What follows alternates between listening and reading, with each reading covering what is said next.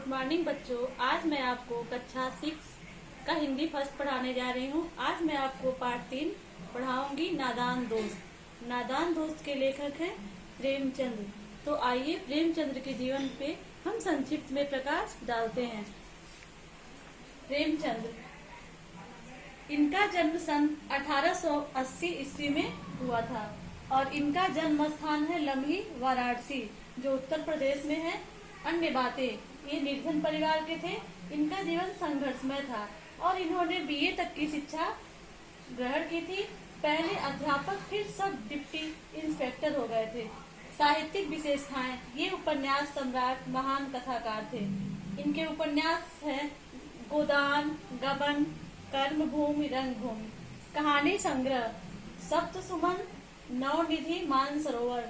इनका नाटक है संग्राम, प्रेम की वेदी, करबला। इस प्रकार हम नादान दोस्त के शब्दार्थ को आज बताएंगे।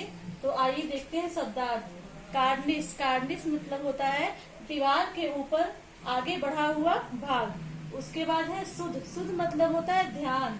तसल्ली, तसल्ली दिलासा। फुल से मतलब शीघ्र ही। पेचीदा, पेचीदा मतलब होता है मुश्किल। अधीर, जिसमें धैर्य ना हो। चारा, चारा मने भोजन।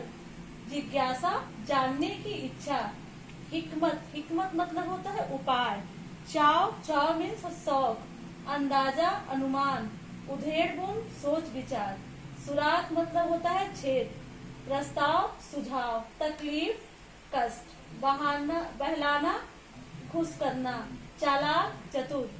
सोटी मतलब डंडा। जोग, कोशिश। सत्यानाश मतलब पूर्ण नाश। इस प्रकार बच्चों हम नादान दोस्त के कहानी को संक्षिप्त में बताएंगे। आइए इसका सारांश देखते हैं कि श्यामा और केशव दोनों भाई बहन थे। उनके घर के कार्निस पर चिड़िया ने अंडे दिए थे।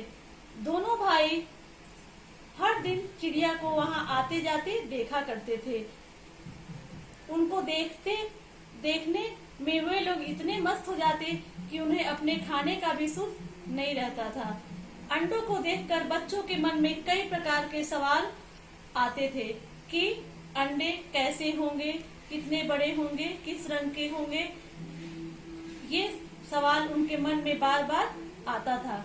पिता को पढ़ने लिखने से टाइम नहीं मिलता था और माँ को घर के कामों से ही फुर्सत नहीं मिलता था। इसलिए इन बातों का सवाल जवाब आपस में करके ही वे दोनों एक दूसरे को तसल्ली दे दिया करते थे। इस तरह से 3-4 दिन गुजर गए। दोनों बच्चे चिड़िया के बच्चे के लिए परेशान थे। उन्हें लग रहा था कि कहीं अंडों से निकलने वाले बच्चे भूख प्यास के मारे मर न जाएं। उन्हें बचाने के लिए उन्होंने खाने के लिए चावल के दाने और पीने के लिए पानी का इंतजाम किया और छाया के लिए कूड़े की बाल्टी और अंडा के नीचे कपड़ों की मुलायम गद्दी बनाकर रखने की व्यवस्था सोची। गर्मी के दिनों में जब पिताजी दफ्तर गए हुए थे और उनकी माँ सो रही थी, तब बच्चों ने इंतजाम किए हुए सामान से अंडों की हिफाजत करने की सोची। जैसे ही केशव ने अंडे को हाथ लगाया, दोनों चिड़िया फुर्र से उड़ गईं।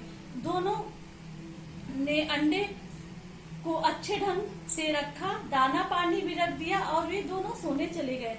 जब वे उठे तो उन्होंने देखा कि अंडे टूटकर नीचे गिरे हुए हैं, टूटे हुए थे।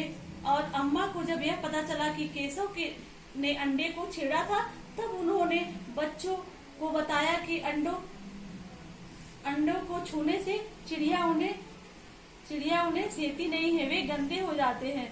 फिर चिड़िया उन्हें नहीं सेती है। इस प्रकार केशव को कई दिनों तक अपने गलती का अफसोस हुआ और उसके बाद वे दोनों चिड़िया वहां कभी भी नहीं दिखाई दी। इस प्रकार बच्चों नादान दोस्त कहानी का सारांश संक्षिप्त में बताए हैं।